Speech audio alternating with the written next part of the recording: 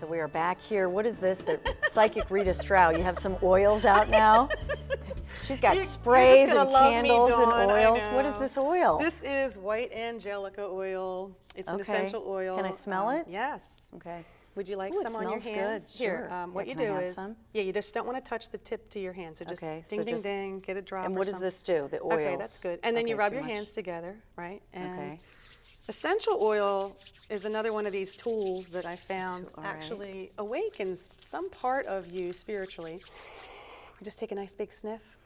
Smells good. It smells lemony fresh. Yes, I use it to kind of cleanse my energy, and I just pull it down over. Cleansing our energy. Cleansing the energy. You don't even need a bath. Here we go. You remind me of my sister Linda. It's so funny. I know, I'm silly, but you know, the truth is, a lot of us talk about faith. Right. And my mom is in a wheelchair with a mystery illness, and you know about this. And so she always says, every day I pray. Yes. And I say, Mom, you always say you have faith, but you really don't, because you have to just put this in God's hands. Yes. And sometimes that miracle just means doing your therapy, or, you know what I'm saying? I think sometimes faith means putting things in God's hands and really putting it there. For that, if you'd like to hear my story. I would love to, real quick. On my radio show, and this is back when I first started it, my friend Ann and I would do it on Blog Talk Radio, and we would just open the line to callers. And we had just finished up with this girl, had a great, you know, energy. Her energy was great. And we took the next caller. It was this woman, Mary, from Florida. So I'm like, okay, Mary, what's your question? And she had a question about her health. I said, okay, let's see what we can get, right?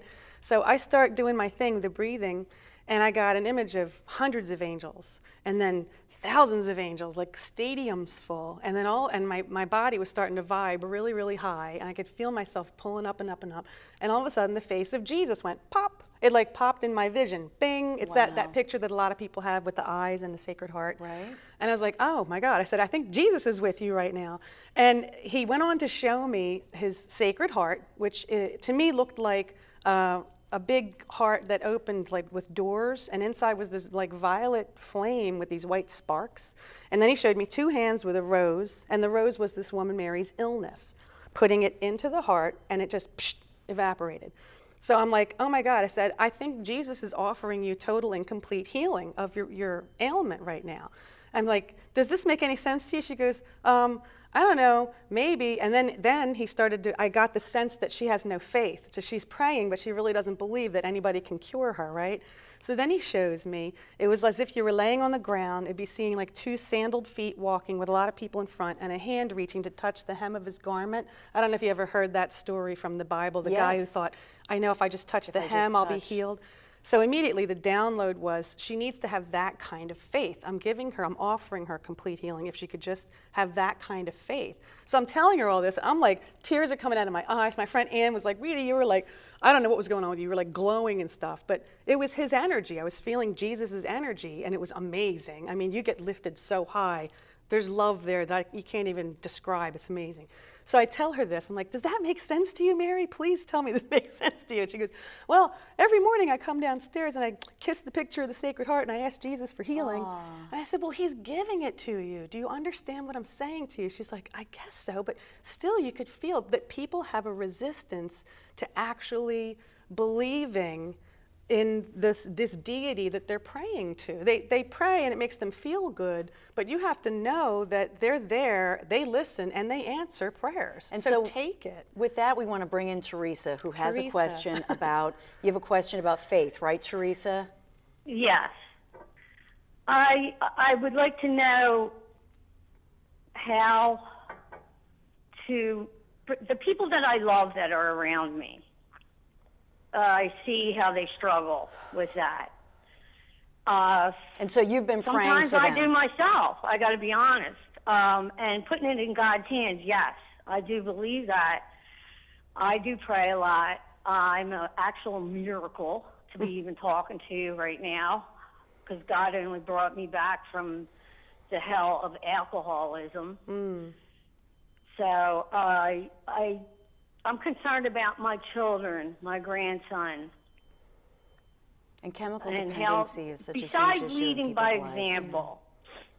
Okay, so the question, if I'm understanding this, is how can you help? What else can you do to help people have faith that they too can heal? Yes. Okay. I'm just going to let this come through and see how they want to answer this question for you, because I have my own opinions. But for Teresa in Wilmington, Delaware, do you have anything you want to explain to her about the situation with her children and her concerns? They're saying, open up your heart to the healing miracle of your prayer, the power of your prayer. So what you can do, and I know you're leading by example, but you can ask through prayer and say, please allow my children to find their own source of light within and give that as much consideration as they do anybody else that wants to influence them.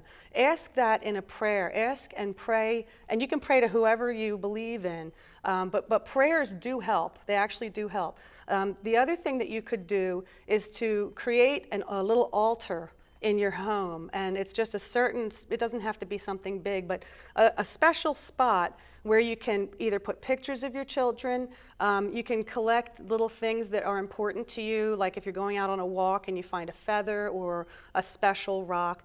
Create a special place in your house where you can pray and make it a daily practice, and just begin to envision them following the light. Envision them following the lighter side, because there are influences of light and dark. Dark isn't always evil. Dark is just the one that challenges you to switch back to light. So when someone is challenged, let them go back to find that light side. Thank you, Prayer. Rita. Yeah, the power of prayer.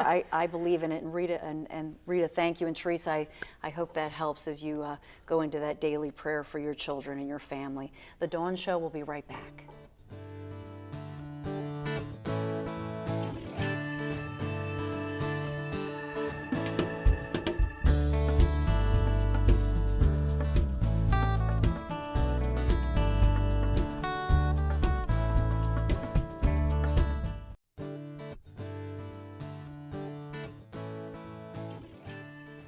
A lot of questions today for psychic Rita Strau. And we have actually Kira is on the phone from Philadelphia with a question. Hi, Kira. Thanks for calling into the Dawn Show. How are you?